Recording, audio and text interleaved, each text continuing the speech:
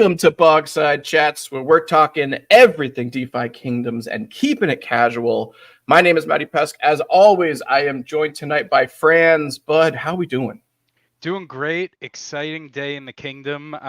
Sadly, Guy Kid not with us tonight. Yeah. He has some sick Gen 1s at home, so Okay. he's tending to. But yeah, it seems we have someone else here that might fill his shoes.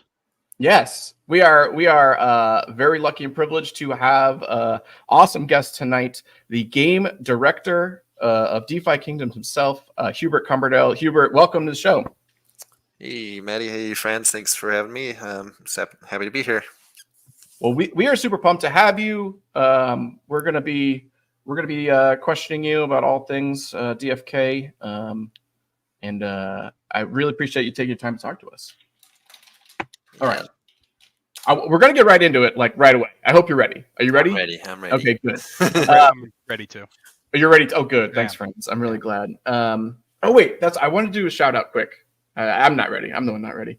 Last Saturday, Wowie did his epic marathon stream where I was co-hosting with him the full 12 hours. A ton of the community members came out. A ton of the team members came out. We had, KP came on early with just out of the gate with a lot of energy. Workhorse came on, and then Hubert came on, and Bolon came on at some point, I think late night, but I sort of was delirious at that point, so I don't really remember. But I really appreciate the team members coming out. I really appreciate Wowie for hosting that. It was a ton of fun. Tons of really cool discussions about PvP, cool insights from the team members. And they just tweeted this. I think Wowie tweeted this either yesterday or today. He gave away almost $500 worth of value of in-game items, Vizzies, heroes, equipment, a lot of really cool stuff all throughout the day. He was doing giveaways to everybody in the chat, in the community. So huge shout out to Wowie. I don't know if I want to recommend people to watch 12 hours, like all 12 hours, but go check it out. It's on he has a YouTube page, and there are, I think Hubert was on it like from 8 p.m. to 9 p.m. and Workhorse, I think it was like 3-ish.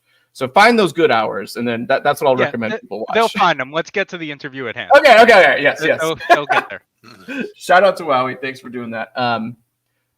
First thing we want to talk about is equipment. We got a ton of questions on equipment. We're so glad to have you here. The team just tweeted yesterday all of the official Rockbach equipment. Everybody has been found. So just kind of in general, now that it's all out there, what are your initial thoughts on all the Rockbach equipment? Yeah, now that everybody's found at least one of them, are you happy that these are the things that got out to the people, or that that people are finding all these things? Yeah, I mean, the design of these was something that we did a lot of testing on. Had a lot of new ideas that we came up with, like the idea of set bonuses. So I really am excited to see more people having the combo of a Bach Knight helm and one of the other armors. So I just think, and I think it just looks really cool. It's kind of like Griffith from Berserk, if you're familiar. Mm-hmm. The Excalibur is a fun one for us. The name was just wrote itself, and then I think it's actually Fox who came up with that one. But I think there's only one or two of those that exist at the moment. I haven't double checked, but it's cool to have something that's our first weapon that is a mythic type. So we're always kind of trying to push things, as well as with each iteration of equipment that we do, where it's okay, the gore equipment is all, it's good stuff, but kind of basic. How can we level it up from there? But we got to be a little bit careful without doing that every single time, because otherwise the power creep will get too crazy. But well, I think that's certainly kind of, we definitely want to discuss it with the boar hunts and stuff like that. The drop rates, the Excalibur, like you said, there's maybe a second one. It might be the same person who owns that one, but the drop rates for Excalibur are very low. And I think also for all of them, it seems tough. Maybe it's just maybe not as many people are doing the Rockbox, but that's on purpose. I'm assuming you want it to be that rare. Walk me through some of that. Are you happy with where it's at? That only one person has it after 2 weeks? Yeah, I am. I mean, I think it's, especially for a game like this where everything is tokenized and has kind of inherent value based on scarcity. it's kind of necessary to make sure that we do have those kind of gems that you can Mhm. find. And by having that's just a way to kind of create value within an ecosystem that we're building, right? Like if we don't have if everyone could have an Excalibur, nobody would care, right? And that's what everyone would use, if at least with their warriors. I think as far as like is this like the best drop rate for everything? I don't know. I think we are going to just have to keep working with what we have and seeing how it goes. I will note that we do have something we kind of allude to a lot, of like an additional reward system that's kind of on top of everything that is there right now, and that may involve some degree of increased like equipment available in the process of that, but I won't say too much more until we get Very to that cool. actually being out. That's interesting. Question again on the drop rates. Um, the bow currently, right? And this is something that you've talked about, has a lower drop rate because there are less classes that can use it, right? Just the archer right now. Mhm. Has it, are you comfortable where that's at right now, or has the idea that the archer is the most popular hero, and I would say most squads have at least one archer, some having two, does the increased usage rate make you think differently about the drop rate associated with it? Not really. I mean, I guess I can see that argument, but I always try to think of things in like if the game was completed terms, and I know that makes Okay. it so. Right now, we only have these 4 classes. We're gonna have a couple more Mhm. soon, but like the situation right now is this: should we design everything to this? And to an extent, we did. Like the equipment that is available is things that can only be, everything can be equipped by classes that exist, except for that Demon's Drumstick, which that one, Hmm. a tease of a class Mhm. to come. But we're trying to, at least to that extent, the, like we don't have any fist weapons that are dropping yet, right? Like there's no monk available. So, I mean, to an extent we do that, but as far as like what the drop rate should be, I think the boar hunt will be one that eventually it is going to cycle out, but then I think we'll try to find a way to have it come back for like certain scenarios. It can come back and people can do it. So, Well, I but I think that's an interesting kind of idea too of like hypothetically down the road, this is all going to be on the blockchain. So you're going to have that access to the information of like usage, class usage for the most part across, the population of the players and stuff like that. I think will that, maybe not specifically with the bows and like with archers, will that information inform what equipment you're making for what classes and maybe not drop rates, but just kind of like, oh, this, maybe if we give more equipment to this less used class, those numbers will become equalized. Are those things you're going to be looking at, you think, in the future? I think so. Yeah, I don't think we're to that point where we need to look that closely yet. But yeah, I think that'll definitely be something that we'll be paying attention to, especially as things are more developed out and we have more Well, classes then and stuff. that's just more beauty of like why I love this idea of this, Web3 game where like that information is readily available to not just the team, but like to the whole community at large. So I Right. get excited about that stuff. Yeah, I love the tool that everyone's posting screenshots of. I forget the name of it, but where everyone's seeing their win rates and all the drops and everything they've gotten and Yeah. stuff. DFK Quester. Yeah. Yeah. Quester, that's one. Yeah. Yeah. Okay. Yeah. So I want to ask a couple. I want to jump into to bring your own potion while we're still sort of in I call this the equipment section. I'm including bring your own potion in that. Okay.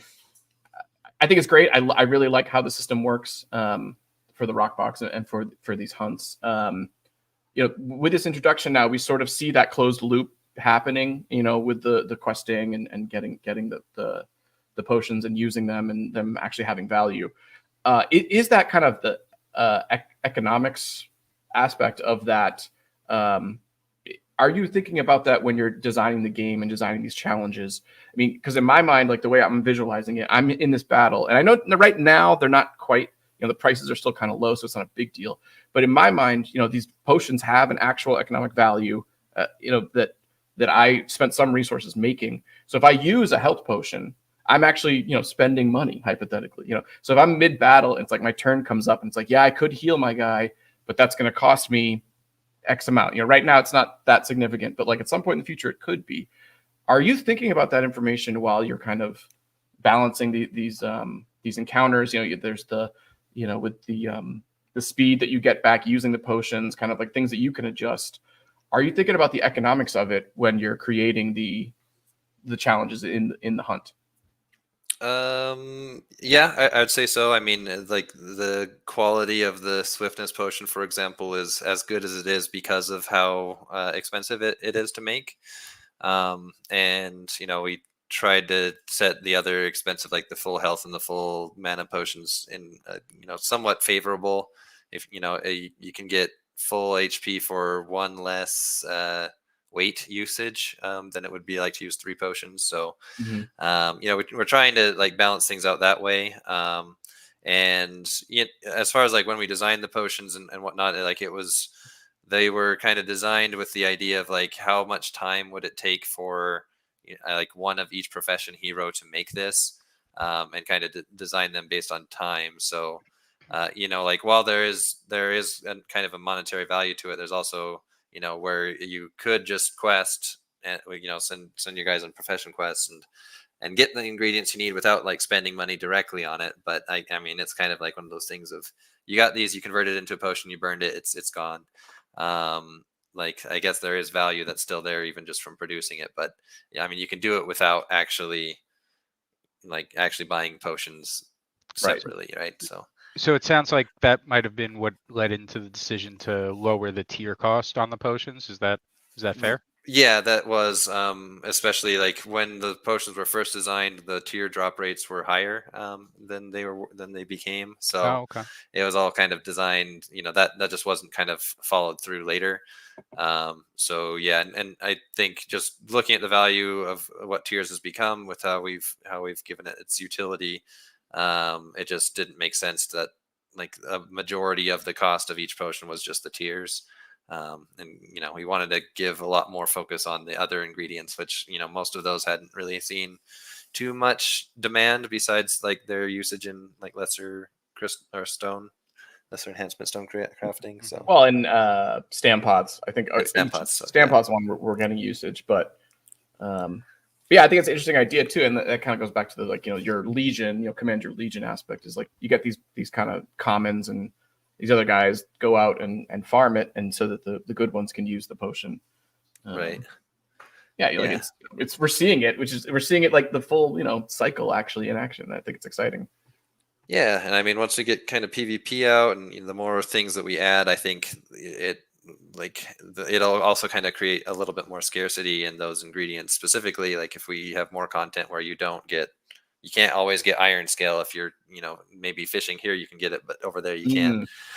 We can have more scarcity in those ingredients and kind of create a economy that has just more layers to it, right? Where introductory people might be crafting or like collecting potion ingredients, but higher level people with their teams are going for gear and rare crafting items and things like that. And so things will kind of fragment more in terms of what people are doing to enjoy the game and potentially earn something out of it too.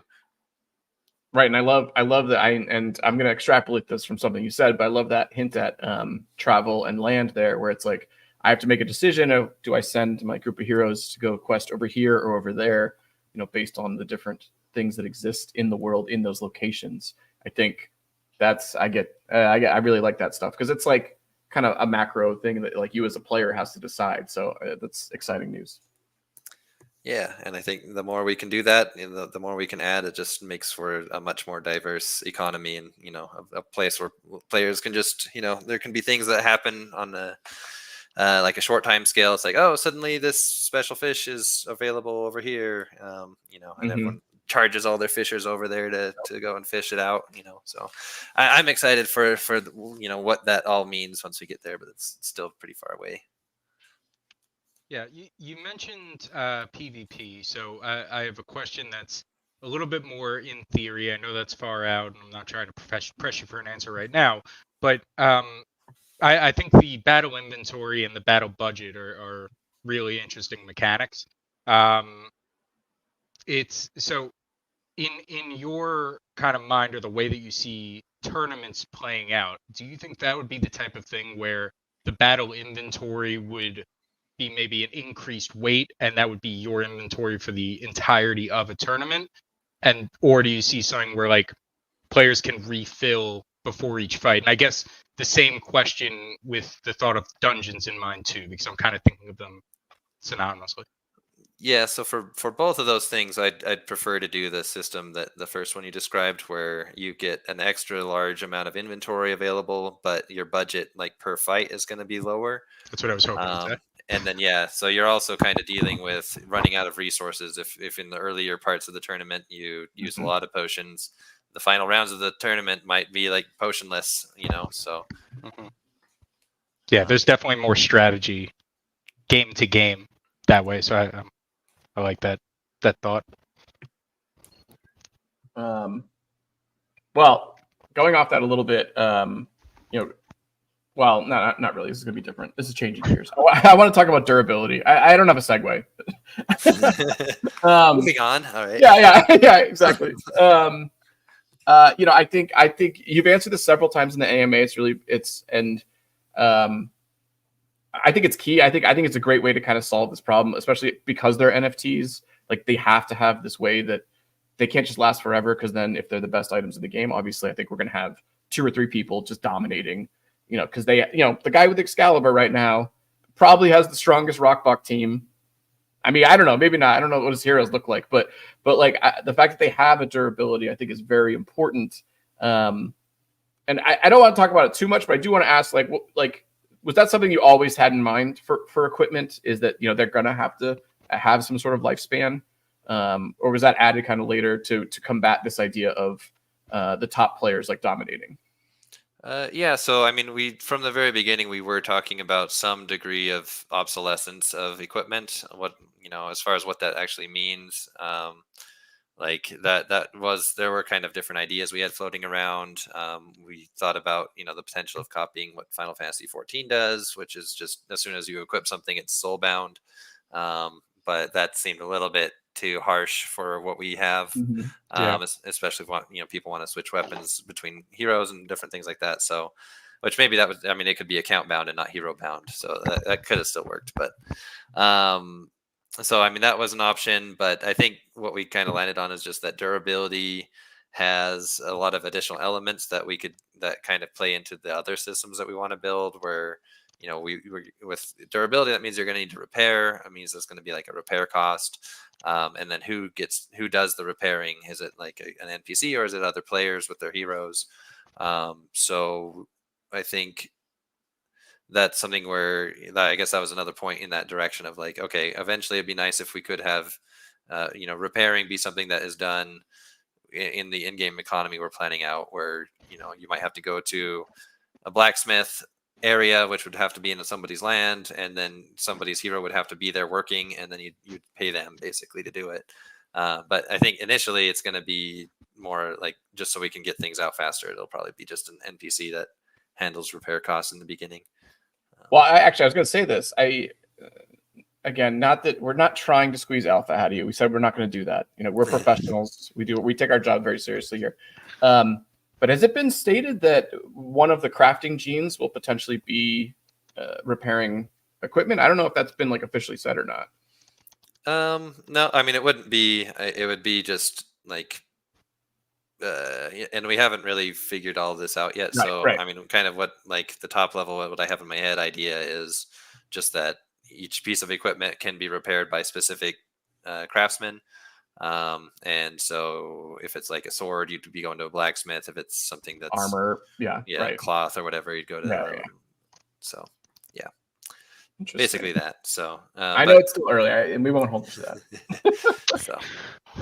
So question, and I missed Maddie's question, so I apologize if any of this is repetitive to what he just said, but with PvP on the horizon and the idea of durability being something that kind of plays off of crafting,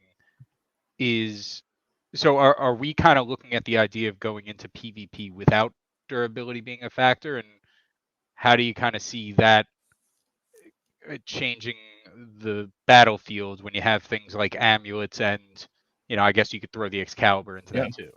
Sure. Yeah, so I think it's going to kind of depend on just what we can get done in time. But durability, having that system in place is something that I'm pushing very strongly for. And I think we'll have it at least by our second milestone, which is tournaments. But for the first milestone, we'll have to see.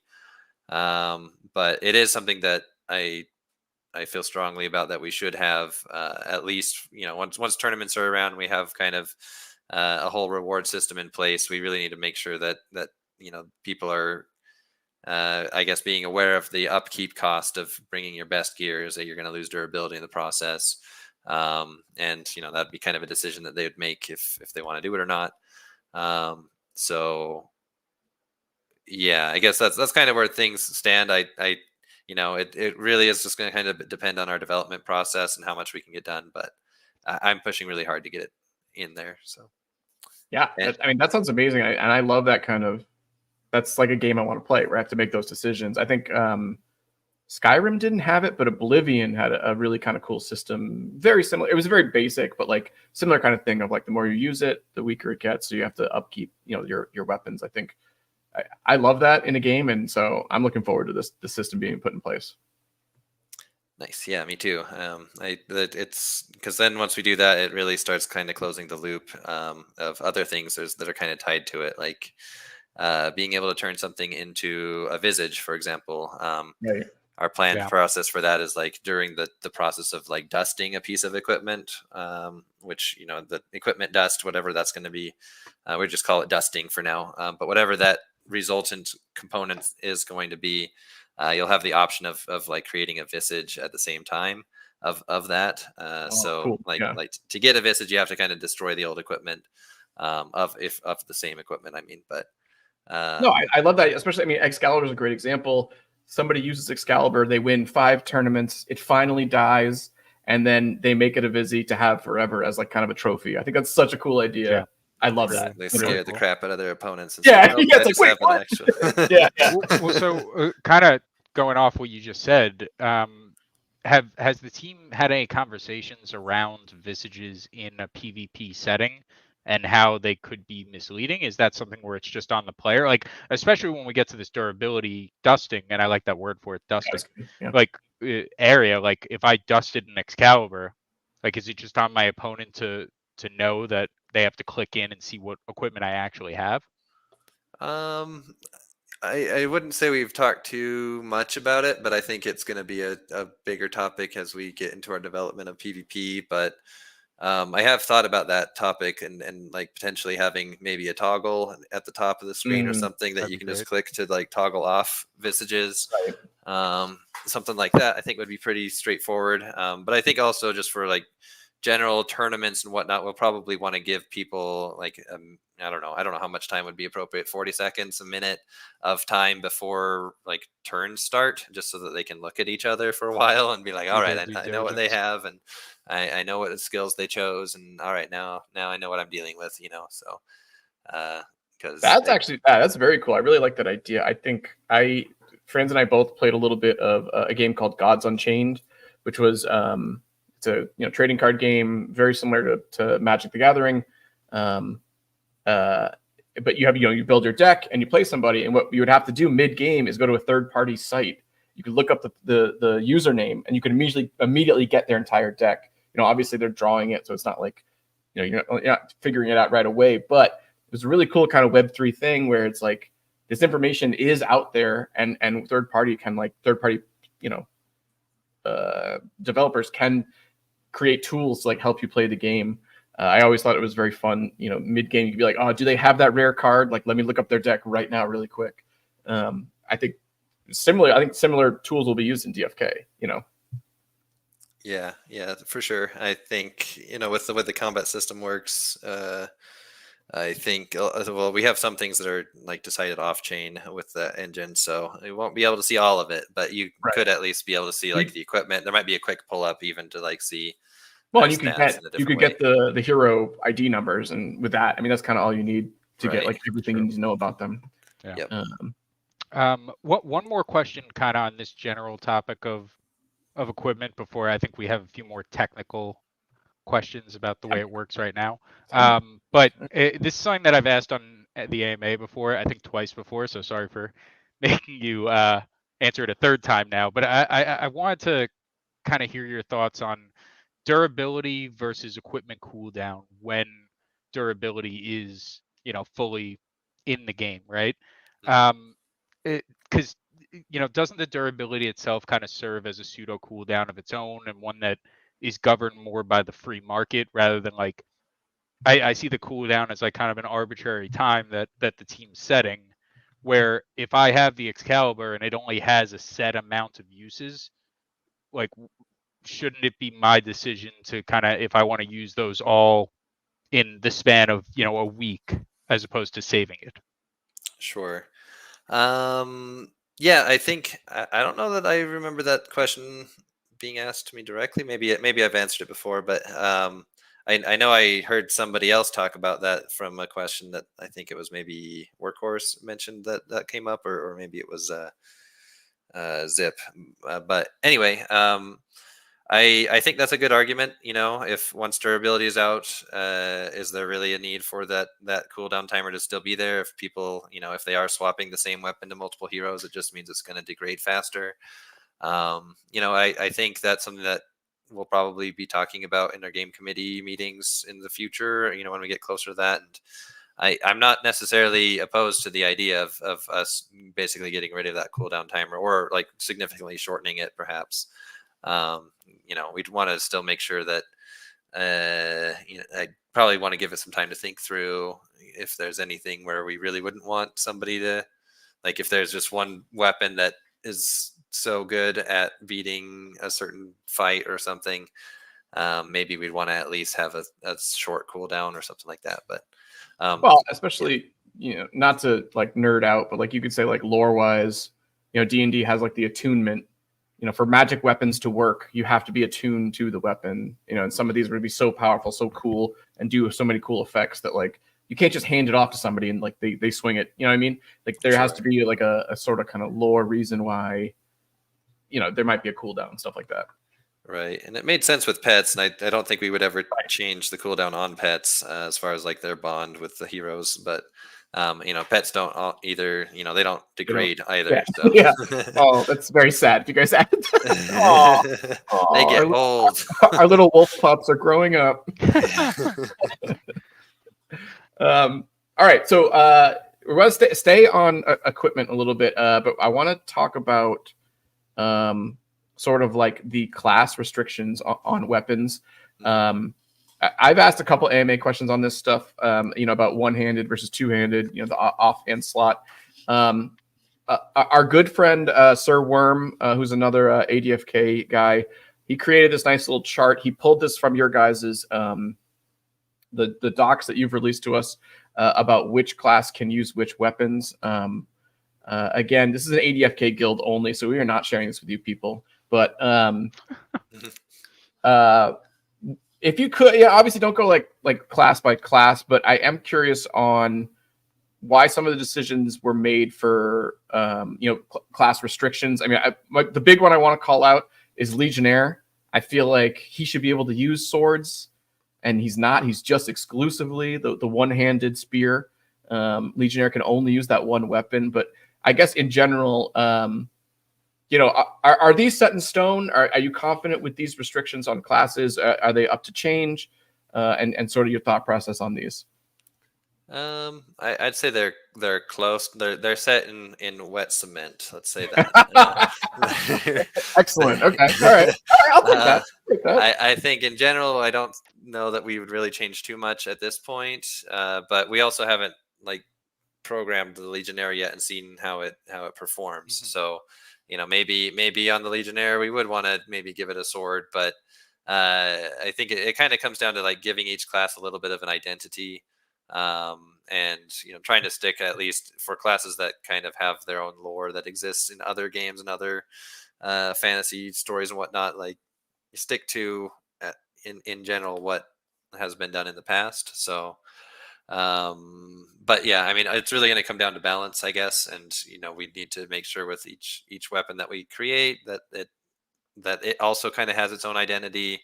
Where swords are just kind of like your middle of the ground, fairly decent accuracy, decent damage, but nothing too special on either side. Whereas like the axe, two-handed axe, for example, is less accuracy but heavier hits and things like that. So with some of these, I think with the one-handed spear versus a two-handed spear, we haven't really been able to set the identity of that too much at this point. But yeah, I mean, I guess in general, I think this is what we're going to try to make work anyway. So, and if it doesn't, we'll change some stuff. So, yeah, you kind of stole our next question there, because I was going to come in with, were these decisions more lore based around the characters or meant for balancing, and you kind of touched on both of those concepts there. So it sounds like it's a mix of the two as far as why the choices were made. Yeah, I'd say so. I mean, lore often comes into it. Like, it's like, this seems like a good idea, but can we come up with any explanation for why we would do this? And if we can't, it's like, well, maybe we should do something different. So, or just change things up. So I think it is a big part, but ultimately, I think the balance is going to be king. Like, we're not going to just do something that's broken just because the lore is cool. So, well, I mean, 300. You got these legionnaires. He throws down the spear and picks up a sword. There you go. There's your lore right there. Just watch that movie. There's also an argument that could be made that if my warrior or pirate's dex is high enough, why can't I pick up that bow? Sure. And I mean, you will be able to, kind of, depending on the class. That's our next question. Next question. Don't worry. I think the other thing also comes down to like the skills and the animations that we create for each of the heroes when doing their skills. So like Legionnaire has a bunch of skills that are kind of expecting him to have a spear when he's doing it. He has a charge and a few other things. So if we increase what that can be equipped, we also have to consider, like, all right, we're gonna have to make new animations for all these things. Are there any of these skills that we'd want to change to be something like tied to what weapon's equipped? And it opens up a bunch of discussion there as well. So in a lot of ways, it's easier if classes have fewer weapons they can equip. But like Warrior has kind of special. Well, I was gonna say, yeah. I love that. I do kind of, as much as I am complaining about Legionnaire there, I do kind of love the idea that everybody is limited, but there's one class that's like, he just can use anything. It's the Warrior. He's got 7 options there. I think that's very fun. And there's no point there. I'm just telling you, I think that's fun. So nice. Right. So the next question, obviously, that leads, this discussion here is subclass. Now, I guess just generally, I'll say, do these restrictions, if a main class has a restriction and a subclass does not have it, they're going to be able to use that, correct? As long as we're talking weapons, armor won't care about subclasses, but that's interesting. Yeah. For weapons, yes, it's going to be, you can equip a weapon of either your class or your subclass, but to use the skills of a class, you have to be using a weapon that class can use. So let me just kind of talk that out, because that was a little confusing to me. So say I have I just think it's an interesting new topic here. Yeah. So say I have a knight with an archer sub. My main weapon is my sword of any kind, my one-handed sword, and then my second weapon is a bow and arrow. To use the archer's skills, such as rapid shot, things like that, I would need to switch to that archer sub and basically pull out, not switch to the sub, I guess, but pull out that bow. That's right. Yep. Okay. And does that take a turn as you're currently thinking about it? I know nothing's set in stone. Yeah, it's not set in stone, but the short answer is no, it doesn't take a turn, but it does leave your hero equipped with that after their turn. Okay. Right. And then expanding on that even further, and again, we're professionals, we're not trying to get alpha out of you, but if the subclass has a passive, does that passive automatically work no matter what weapon I have equipped? I think passives will probably all automatically work Right. regardless. So obviously, I think Berserker is probably the best example. They have a lot of passives that refer to like their basic attack, increased basic attack or some other kind of things. If you have an archer with a Berserker passive, that will still, even if you're wielding a bow, those passives will still be in effect. Right. Yeah. I think unless we find that there's issues with that, as and I think there probably will be. Yeah, I think for now we're gonna. That's kind of how I'd like to go with it. So the way that we should be thinking about it as a community is that your primary weapon is tied to your main class, and your I guess so. The same knight archer scenario. Can I have as my second weapon a two-handed sword, like just another knight weapon, and then I just wouldn't access my archer subclass in that case? That would be that would be the way it would work. So I mean, you would still have access, I guess, to the passives, but otherwise, yeah. Interesting. But I mean, there could be some good strategy there, and it also kind of gives, like, for like a knight, for example, you could, that might be a good strategy for that, just to. Right. But yeah, and I mean, just because. Sorry. Oh, I was just asking, does the knight have two-handed sword as an option? No, it doesn't. Yeah. Well, the better example is warrior. Warrior subclass now, in my mind, has a lot more value because of that accessibility to all these different things. I mean, I don't know. Sure. And I mean, there could be weapons that have really cool things on them that you use for specific instances, right? Right. Yeah. Like even the Gore Staff, for example, just for its ability to stun or daze channel. You might have some other better staff you're using that you normally have, but when that you use on the channel, you just pull that out. And your priest just has two different staffs that he switches between. Totally. Yeah. Right. Well, there is a couple interesting and again, I think this is one of these where the answer is not. I'm not going to get what I want, but some casters have access to wands, some have access to staves, some are limited, and it's not both. I mean, are there? Why were those decisions made? I guess is the question, but I don't know if I'm going to get an answer to that. Yeah, I think it was mostly just kind of a battle of trying to give each class some distinct identity. If we have, say, they all can equip the same weapons, then that kind of goes away. Also, like for single-handed weapons, you also have the option of having an offhand, like a focus, that we can have to further augment, like a scholar, for example, might. We might have different offhands besides just calling it a focus, one focus might be some skull of something, and another one might be a book, for example. And maybe the scholar has like some scholar specific book that he can equip, for example. So I think with the offhand, it gives us additional options, but mostly it's just, around having that kind of identity set up. I guess we'll likely have a lot of different staves and wands in the future, but at least for right now, we're trying to have wands be a little bit more focused on the damage side of magic, and staves being a little bit more defensive and healing. So, but I think we'll probably have cases where the opposite is true. We can play around with that pretty easily. So yeah. Well, and I hate to do this, but I'm gonna reference D&D again. But Dungeons and Dragons, there's magic items that have class restriction. The item has the class restriction. Mm-hmm. The class is, doesn't really affect that. So this item can be used by X, Y, and Z. Do you think you guys might put stuff in like that, where it's like the item itself has the restriction, not necessarily the classes of the hero?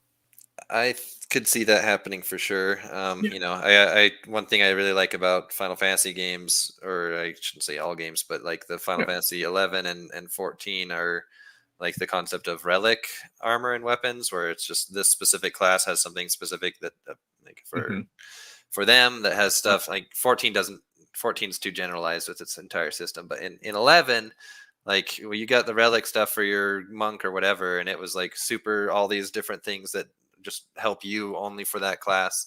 And I'd like to have that a lot of my inspiration comes from just my over a year and a half of playing that game, of like playtime.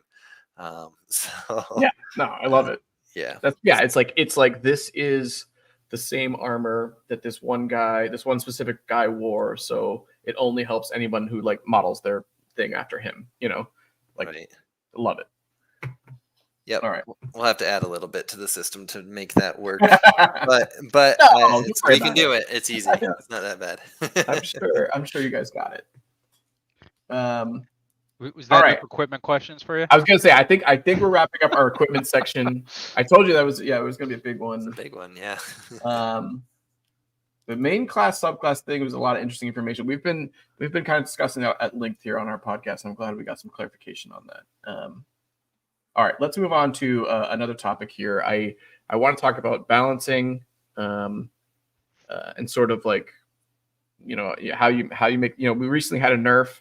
That nerf was what now? Last Saturday? Was that Saturday or Friday? It was Friday. Yeah. This is something. So we had Workhorse on our podcast like in December. It was a while ago now. And I do think this is a dumb question, but I want to ask it because I want to hear what you have to say. In general, what is your philosophy behind balancing a game like this? This game you consider this like a live game, an active game where there's a PvP. What is your thought process? What is your philosophy kind of generally on how you balance this game? And the reason I say I'm going to give you more time to think about it. The reason I say that is because I think the answer is just super basic, right? We want it to be even amongst all the players, right? That's the basic answer. But I'm thinking, are you thinking specifically about how many classes are being used, who's winning, who's losing, like things like that? Yeah, if I could just add, so like, do you think you lean towards more analytic or more Right. kind of community sentiment when it comes to the idea of balancing? I'd say there's a mixture of both. The community is great in finding where things are broken. We can just release something and see how people do and see what, it's like everyone's winning very quickly, skipping all of the mechanics of each of these fights using these 3 classes. So we should look at that. You mean sixth intern? Are you referring to sixth intern? Not just him. I watched that tournament of the Mythic Squad. I saw what everyone was using, and interesting. All right. And yeah, I mean, I think it was pretty clear, at least from that regard, like where maybe our analysis was perhaps limited or lacking. Like we're also, we only have so much time to like do this. Like do a round of balancing, do a round of get things released. There's, we have this community that's winning us constantly. So we need to make sure to keep you guys as placated as we can. So, I mean, I can't ever profess that like our analysis was perfect on any given skill, and that maybe we overlooked the effectiveness of something. So I would say there's a mix there, but as time goes forward, I think we're also just improving our processes. And being better at having a good starting point for how much damage should be would make sense in this scenario, and I think that's just going to be something that we're going to continually get better at as we move forward. Franz, were you going to go? No, I was setting up some background viewing. Oh, sorry. So this most recent, I do want to ask about this most recent nerf, although I know we're touching stuff that we did talk about on Saturday with Wowie. It's been a few more days. Do you still feel the same way about it? Are you happy with the decision to kind of tone down the Archer a little bit? I am, yeah. I think from what I've seen, the reaction was, people were upset that right. Their strategies weren't working anymore. But I've seen more and more people kind of come around to, it's like, now suddenly these fights are a lot more interesting, in that I have to make a lot more decisions and think about what I'm actually doing with my Archer instead of just spamming one button. So I think seeing feedback like that is good to see. And I think just kind of Archer was one of our first classes. Like there's a lot of things that we're just figuring out about how the system, how to make this system be balanced that we're not going to get right the first time. So I think timing, maybe we could have timed that if we had thought about it, or it'd been nice if we just had it come out at the same time as the Rockblock fight, right? And everyone just would have had to have it all at once instead of like 2 rounds. You would have distracted us with with the shiny new Rockblock. So yeah, but I think it's just something that there will have to be times where there might just be something that we release that's a little bit too broken and everyone's using it. And especially when it comes to PvP, I could see that like the reverse happening of like, when are you going to nerf this? Like everyone's getting so Right. upset that they can't do anything other than use like one of two like meta squads, which is something I hate about Magic the Gathering. Like if you do constructed tournaments, people figure out the meta and you generally end up fighting like 5 different decks and that's It's a it. massive tournament, and there's only 2 different decks in the entire tournament. I hate that. I hate that so much. Whatever can be done to at least try to balance things to a point where, I think another thing that I see people complain about is the degree of like randomness that's in the combat system, which I can see where they're coming from, but I think for what we're building, like we need that element of luck to be in the game, and maybe it's too high right now, but like for just tournaments and for PvP also, like there could be fights where one person wins because of a lucky miss or lucky critical hit and stuff like that. I think you want that. I think that's healthy for a game. I think I don't want it to be every single time it's determined by luck, but like there should be some wins like that. Maybe that's I don't know. Maybe that's not the general consensus, but like I enjoy that as part of a game. Like I will say I will complain though after I gave that compliment. The only reason I lost in the okay, all right, the Mythic Squad tournament, I got bad RNG. That's the only reason why I lost in that tournament. So, follow-up question. You don't have to answer that. But as we listen to one of the players complaining, right? How do you kind of deal with the fact that everyone is viewing these balancing changes within their own like vacuum of their heroes, right? I was talking to you before we went live that yeah, I've been really down on Warrior, but also I had pretty terrible Warriors and I made a good one and my whole perception of them changed, right? So we have very different heroes and we're all looking at them the game as a whole based off of them. Sure. Yeah, and some of the people that were complaining, maybe they had a team that could just barely pull it off with using the kind of cheese strategies. And when we kind of move that line, it's like, well, that team's no longer viable, or you're going to need to level it up or something, but or equip it with some gear. I think it sucks to be on that side of things. If you do have a team that you can't use anymore, like I feel for those people that run into that situation. And I'll just say I don't think this is going to be the only time that something like this might happen. We're just going to have to be balancing as we go, but like it doesn't mean that there are no other options for those people, right? Like it could be just if you just got one additional hero or 2 additional heroes, you could split that team into 2 teams and it would work fine. So like I think we've built this in like I've seen people be able to win these fights with all sorts of different combinations of heroes, and even Workhorse, I believe, he uses like 2 priests and a warrior, I think, for one of his, which he talked about. He uses the double bubble strategy. Yeah. So I don't do that. I don't have any double priest teams, but it's cool that we've been able to pull that off, and we're going to keep trying to do that. Franz, you go. Yeah. So a little bit different here, but kind of on the same line.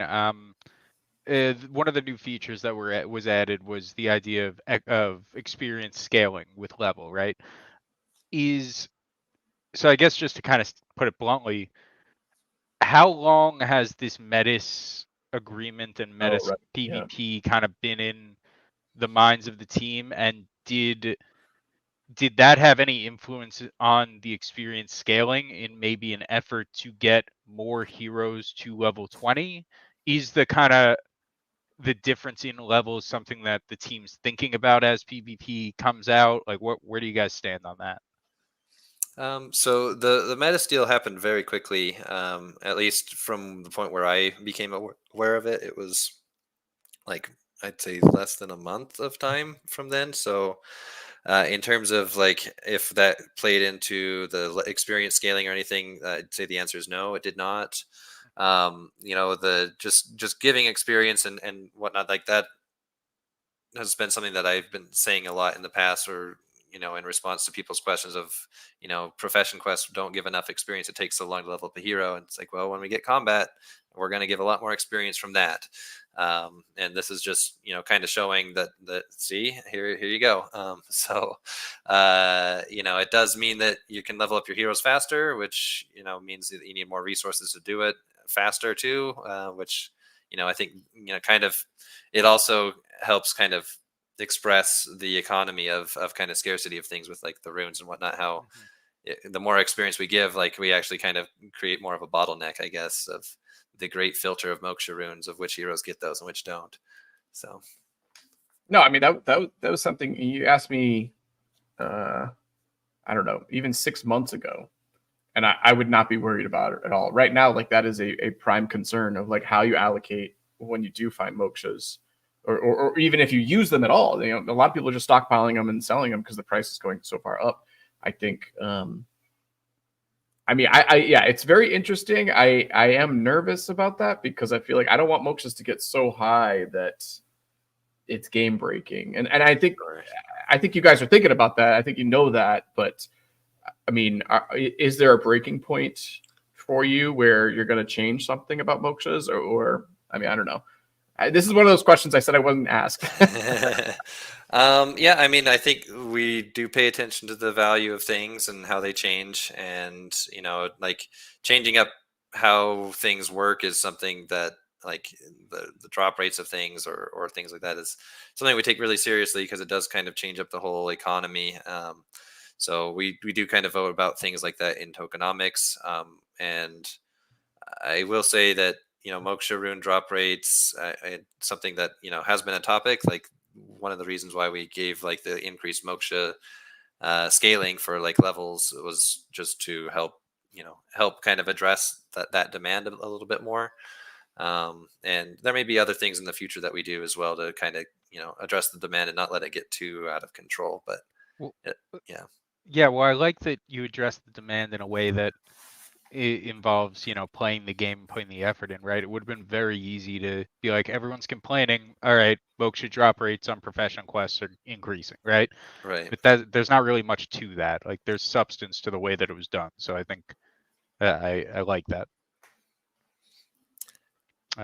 All right, so we are coming up on an hour. I don't know how much time you have. I do have like some rapid fire questions. You ready for some rapid? Can we do a couple rapid fire questions? Sure, yeah, and I mean, if we go 5 over or something, I think that'll be all right. So sweet. So this one, oh man, this one's a shot in the dark. I don't know. On Saturday, Workhorse said to us, and is this the quote? You quoted this right, France, right? Yes, this is the crafting question, right? Yeah, Workhorse won't get mad. It's close enough that he won't get mad at me. Okay, good. I think it's word for word. This is the Workhorse quote on Saturday. He said, "I can't spill the beans on crafting. I think there's something that Hubert that's something that Hubert would want to spill the beans on." On referring to crafting. This was again, I'm paraphrasing. This is what Workhorse said to us, and he said, "Ask Hubert if he'll spill the beans." Okay. Was there a question tied to this? I don't know. Well, friends, so many different beans. Or maybe I'm so first off, he didn't even read it how I wrote it, so that's apologies. I couldn't follow the syntax. Is there anything that you'd like to elaborate on crafting? I know it's far out, so we don't have too many specific questions. We wanted to focus on the here and now because what's been built there's a lot there and there's a lot to question. But crafting is on the mind of the community, so we have to kind of play towards chat a little bit. Is there anything you can give us just to wet the palate a little bit, I guess? I mean, let's see. I think I've kind of described the general concept of how it will work, where crafting, we're planning on that being something where you need to utilize lands, and lands will need to have specific buildings that like a blacksmithing area, where you would go and take your blacksmith heroes to use that facility and like make things. So we're planning on, like, what I would like to do is have it be a very like economy involved system where you have to work with other players, that own landowners or guild landowners, whatever.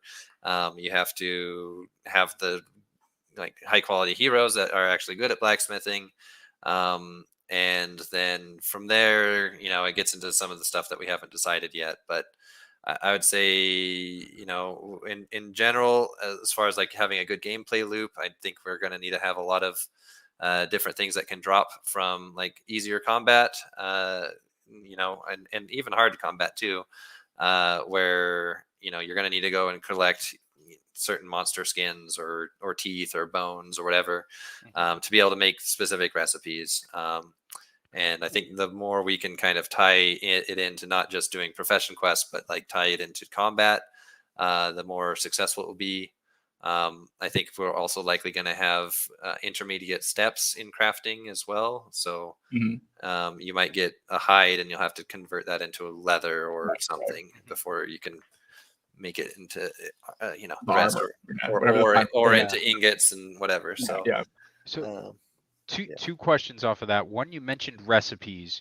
Do you see recipes as something that might be a findable item? Like, is that like, I, you know, randomly find, you know, the fire sword of fire recipe and now I can go craft it? And then kind of second question off of that, when we're talking about these more rare craftable weapons, is it going to be the kind of thing, or do you see it as the kind of thing where a lower level crafter could do it, but it might take 3 months for him to finish that crafting quest, or kind of a baseline bottom of you need to be this good of a crafter to even attempt this, and it'll take a, you know, a standard amount of time? Yeah. So again, things haven't been fully decided, so it's hard to say for sure. But I will say I really liked, you know, I did crafting both in Final Fantasy 11 and 14. I know I bring those two games up a lot, but they mean a lot to me. But in 11, like if you were too low skilled, what would happen is typically your crystal that you're using would break, and you'd end up losing some of the ingredients that you used for that. And you know, you don't make anything. So I liked that concept, and I probably would want to do something similar here, where, you know, if you are too low chance, like how good you are, you have like a 90, if you're a pro and this is the easy weapon, you're at like 99%. But if you're struggling, you don't have the skills there, it's a really hard weapon to make, the numbers going to be way lower. Yeah, you might succeed, but chances are you're just gonna break things and lose ingredients and be sad. But and then like trying to find a good balance between like how quickly heroes can progress in their skill, and like if it's a matter of like you have to do recipes that are higher level than your skill is to get like a good skill up, versus like if it's an easy one, you're not going to get much skill up, kind of thing. So I think in that regard, there's you know, there's play that we can have there. And I think I didn't answer the first part of your question. Now I forgot what it was. Yeah, so it was about recipes, and I'm glad I can re-ask it, because we have Guy Kid, our third member, is Discord messaging for add-ons to that question. So it was the idea of, would recipes be something that you're finding out in like a loot drop type of thing? Well, and I would even add, are they NFTs? Are they NFT? Are they, you know? Yeah, are they NFTs, I guess? To some degree, obviously, you know, whatever. Tokens to some degree. Yeah, and then will they be learned by heroes? And I think this is either going off of something that was said in the AMA, or it might just be theory crafting on our part. But will heroes, you know, be able to learn these recipes where you're changing the NFT for the better, the hero NFT for the better? Right. So again, everything is not decided, but I will say that I do like the concept of recipes being something that is learned, or something that you have to find to be able to make things. So I expect I will at least be pushing us in a direction like that, but it's kind of going to depend on like the degree of complexity we want to go with. Like if we did say every hero has to learn a recipe and you have to find those recipes, then it's like, all right, can I even find anyone that can make this goblin dagger that I want to make? And you know, who has this recipe? Like I think for a lot of players, it's not just going to be just buy it off the shop, which it may be, but I think some people will maybe have the crafting ingredients and they want to like commission somebody to craft the thing for them. But they need to find somebody that actually could, right? So, I mean, there'll need to be a discussion and thought put into like, do we want that degree of complexity? How would we display that in the game? We do. We want that degree and more of complexity. I mean, if you take a look at chat right now, WoW's just Well, obviously, with losing his words in mind all chat, caps. right? So Well, man, I hate to reference other Web3 games, but Illuvium has a blueprint system. Now, granted, they use it for skins, so it's not like actually any in-game like items, but the blueprints, you have to find the blueprints in the world, and they are NFTs. And then once you have them, whatever land you're on, you can create them, and like you can just sell those skins because you have the blueprint to make them, which I think is a very cool concept. And it works for skins because it's not like it doesn't change like the actual gameplay. But it's just like a fun kind of like Web3 kind of aspect to it. But Right. recipes being like that, I think would be very fun. But also, I get what you're saying. I do kind of like this idea that like it's like the journey to get there is kind of more important. Right. All right, I think we're gonna wrap up. Just real quick, what's the next class? You can just go ahead and tell us right now. It's something. Oh, damn! well, I had one more. Wait, one more did real say question? 5 after. Yeah. So, in regards to giving kind of a basis for why I'm asking this, besides just when, right? As we get to PvP, and once PvP is here, I personally think that we're going to see an increased use in the Dark Summoner as people realize that, hey, very good may not be good enough if I want to compete at the level that I'm competing at. Have you thought about that at all? And I know that you're developing another hero burn mechanic. Does PvP coming out kind of change the way you're thinking about that mechanic? Is there you mentioned that the ideas and guidelines for it were kind of getting towards being finished. Anything that you can give us about how that might operate without giving away the farm? Well, I'll say that we talked about it in the tokenomics committee.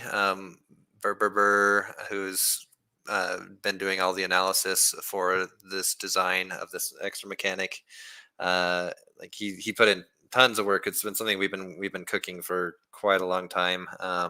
So huge shout out to him for getting everything finalized. And finalized means getting it past me with all of my doubts and changes and whatnot. We finally got there, and we talked about it in tokenomics, and it's been approved at this point. So it's coming, and I don't know when exactly we're going to say the details about it, but I can say like getting things approved through tokenomics is a pretty big hurdle in terms of like making it be like, all right, this is on the roadmap now, as far as like we need to decide when. But it is coming. I don't think PvP changes it. I think if anything, PvP makes me want it to be out sooner. Okay. So does this hero burn mechanic change your thoughts on Gen 0 summoning cooldown and things said in the past in that regard? Do you think like this solves the issue in your mind? And I know it's hard to kind of say it that way, but Too big, yeah. yeah. I think it will help, and it could help a lot, but I think that unless we do something, I think there will probably always be an issue with the cooldowns, like just the amount of heroes that can be produced. Once you go from Gen 1 to Gen 2 to Gen 3, and all of those 4 heroes, the Gen 0 all the way down, are all summoning at once, like it can just grow so quickly. So I still stand by what I said previously about cooldowns, that I think it should be adjusted. It's something, we had a vote and the community voted down on it, but I think at the time, from what I heard in feedback, was that a lot of people didn't know what we would do, and so they voted no just because there weren't options. So maybe we'll bring that topic up again and see if we want to do a vote with maybe more details kind of attached, and maybe kind of tied to this the new burn mechanic as well, just to kind of show us like, hey, we're doing this, so I think it'd be better if we included also this, and going from there. And there was less to do back then. Summoning was kind of the only game in town at that point. Sure. Right? Yeah. And now that's just not the case anymore. There's we have 2 hunts to play. And I'll say on especially this show, we've said, I think you guys should be throwing up way more stuff for community vote. I think the people in this community love this game and love talking about it. So I think you guys should be throwing way more of those, even if it's just the request for like information or comment. I think you should be throwing way more votes up for the Jewel vote, because I think it'll help the team, and I think the community is engaged. I mean, look at what we've been doing with the community. I think everybody is super excited about it. So, I think, if you guys are questioning whether you should do it, throw it up to the community. Like they'll love voting on it.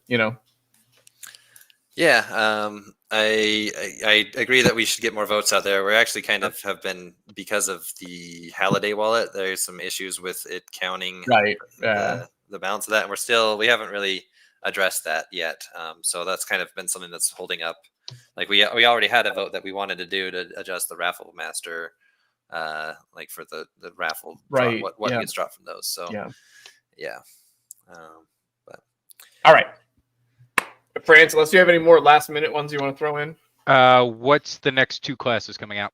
I already asked that. Oh, you said that already? Okay. Then no, I'm all out of questions. Hubert, the floor is yours. Anything you want to promote or talk about? We really appreciate you spending your time talking to us tonight. This was a lot of fun. But anything you want to talk about or you want to promote here, go for it. The floor is yours. Okay. Thanks. Yeah, I didn't really prepare with anything, so I'll just say always happy to be able to come on these kind of streams and talk to you guys, talk to the community, hear what you guys have to say. It's really great to get all the feedback that we have, and just to have all you guys here, supporting the game, supporting us developing it. It's a lot of work. We've been at it for a long time and have gone through a lot. So to continue to have supporters in all of you is just, it's very, I don't know, very rewarding. There's a better word that I could say, but I can't think of it right now. But so thank you to everybody here. Also, just thank you to the team, everyone. You guys don't really see all the work that gets put into this on the inside, but there's just so much that we have to do, so many different discussions that need to be made, so many decisions to make, and just like figuring out a design that works for an on-chain game like that we have. It couldn't be done if we didn't have the group of dedicated people that we have, I think. So just shout out to everybody. Hope y'all, will, enjoy the hunting, enjoy the New Balance. Sorry about Archer, but not really. It's still very playable and still probably the strongest. It can do the most damage. So it's so fine. It's so fine. No, I very much appreciate everything you're saying, and we appreciate all the work you do for the team, and we appreciate everybody on the team there. I will say, I said this before the stream, and I want to say it right now. When I complain, it's only because my heroes aren't strong enough. Not because the game is broken.